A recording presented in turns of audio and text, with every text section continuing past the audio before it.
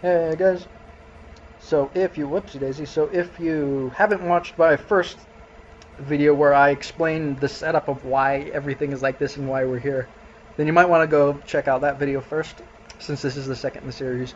But long story short, I'm playing the United States. We have a fascist president. I'm allied with the Axis, and we're preparing to invade the United Kingdom. In a few months, probably a lot less than a month to be honest, probably in like 3 to 4 weeks, Germany is going to have conquered France. So I'm just going to leave Germany alone with France. I am going to be launching my invasion of England pretty much immediately. If you haven't heard from the last video, most of my navy just got screwed over by the British Navy, and they're going to have naval supremacy in a few months at the most. So I need to move quickly. Well, most of their navy is down by the Cape of Africa. So the invasion is going to be going ahead almost immediately. So I have my troops organized in. I have a lot more troops here. I have a total of, I can't remember how many. I have a total of 4. I have 4 heavy stars of infantry. I organize my troops into stars instead of corps. A corps is usually 4 divisions. I instead organize them into a star, which is 5 divisions, hence why it's called a star. And I also have the HQ unit itself loaded up as a pseudo 6th division, so I have almost 6 full divisions of troops instead of only 4 in each of my corpses, and I call them stars instead of corpses, so deal with it. And I have 2 naval stars, and I'm going to be committing one of my 4 heavy tank stars to the invasion. They're all going to be here in just a few days.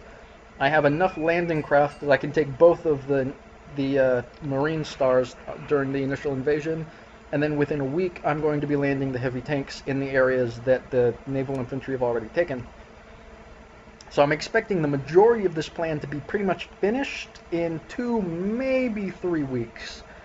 Because that's going to happen so quickly, I'm not actually going to have to deal with all of the forces in Britain. The majority of their forces are probably going to be staying down here by London no matter what, no matter how big of a threat I put in the north.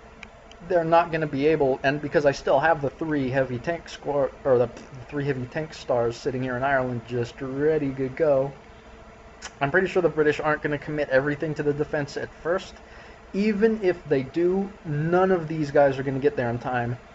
These guys might get there in time, but there only looks to be about 2 corps worth of infantry there, and there's no heavy tanks this far north, just a bunch of engineers. There is a full corps of troops here. No medium tanks, just a few light tanks, so they shouldn't be too big of a threat.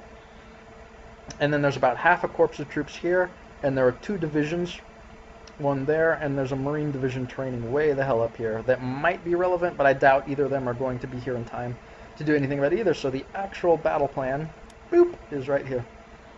So my goal is I'm going to be moving my landing craft here into the North Channel province.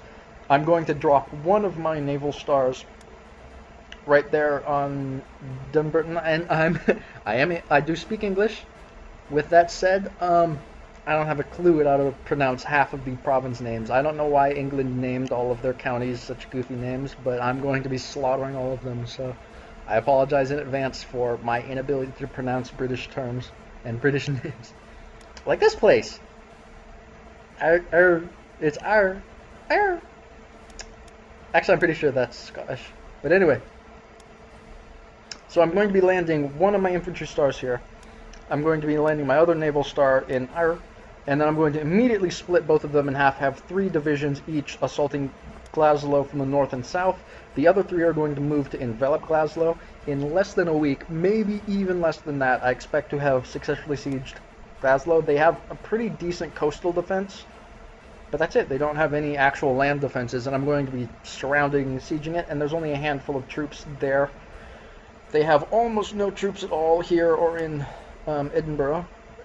I then am going to be sending 2, maybe 3 of my marine divisions around the north after Glasgow falls to try and take the port at Shoots, but I don't need to. It would be nice if I was to have that second rank 10 port feeding supplies to my troops, and I'm pretty sure this one at Glasgow is going to be enough on its own.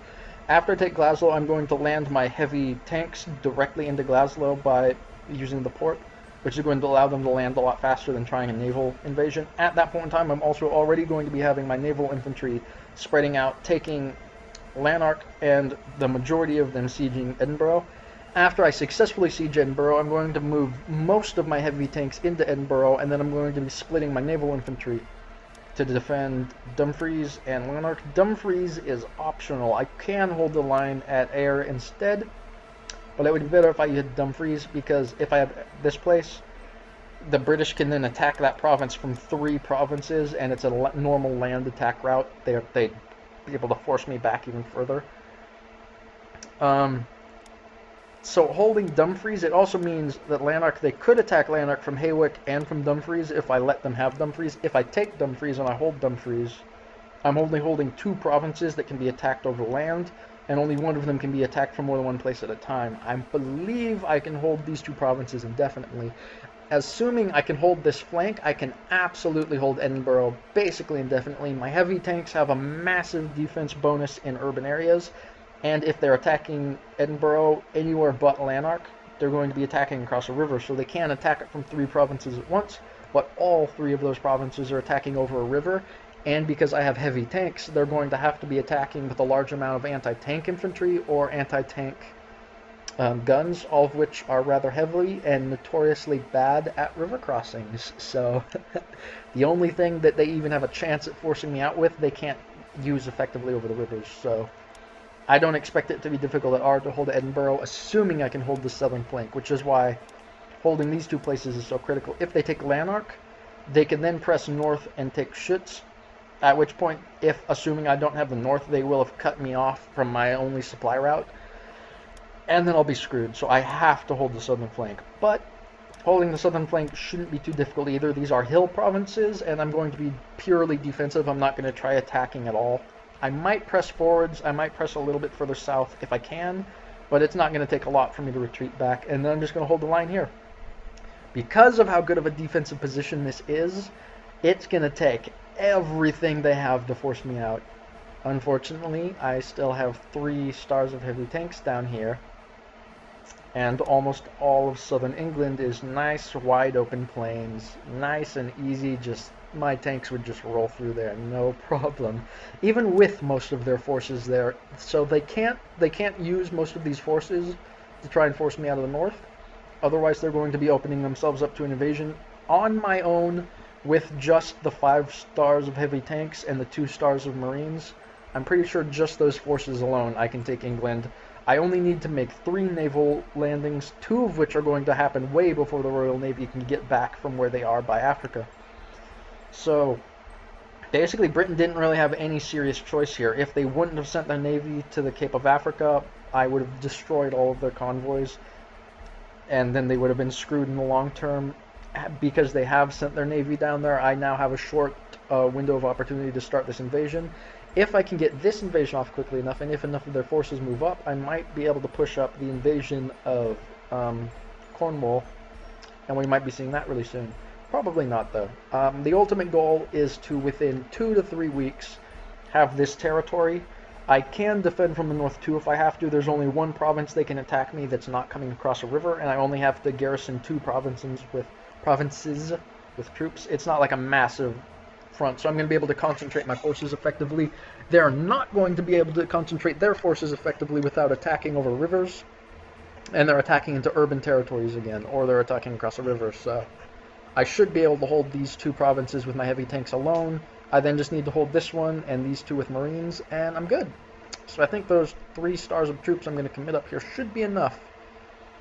Although it would be nice to be able to siege the rest of Scotland as well this early. It's not critical. This front here, and this is secondary front, is usable as well, but I'd rather have that area, and that's all I need, and I only need to take it in a week or 2, and I highly doubt that Britain's going to be able to respond in time to stop me.